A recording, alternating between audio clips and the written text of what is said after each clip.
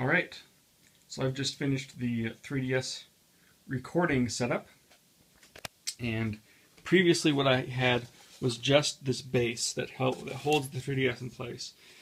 And it's got this spring, and the spring holds this top plate back here in place, and what's on this back plate is these spikes that hold the 3DS with those square holes, and it's got these pins here and here.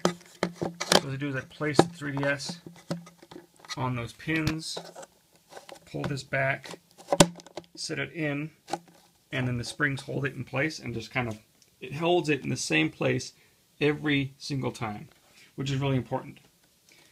Open it up and it holds the screens, so both the screens are pointing at the camera up here. So, and the camera is also fixed very rigidly. It's attached with this bolt here.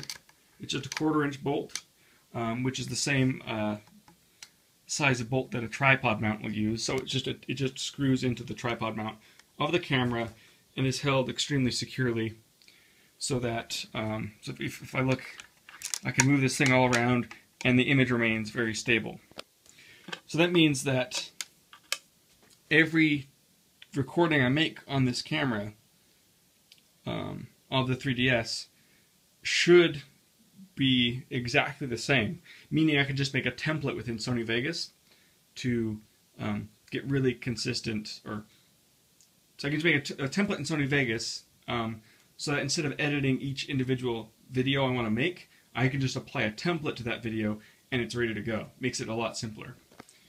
So what I have to do the recording, I'm still doing a little micro tuning, but normally I have the sound on, but I'll have that off on the 3DS just for this video.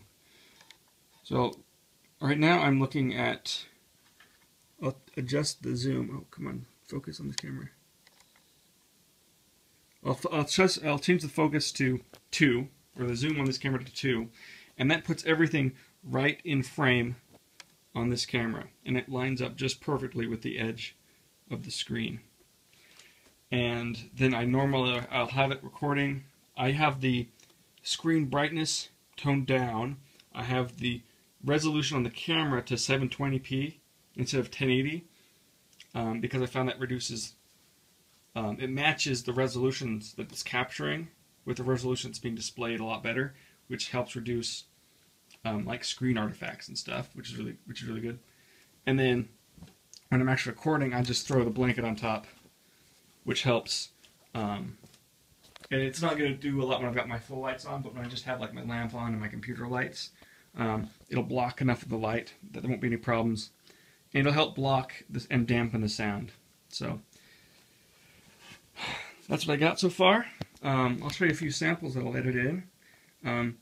Like I said, I'm still working on it a little bit. I'm having a few problems with it focusing exactly right, but I'll be able to solve that, I think, and this should be really cool just for uploading a bunch of replays. So there we go. That is my completed 3DS recording setup.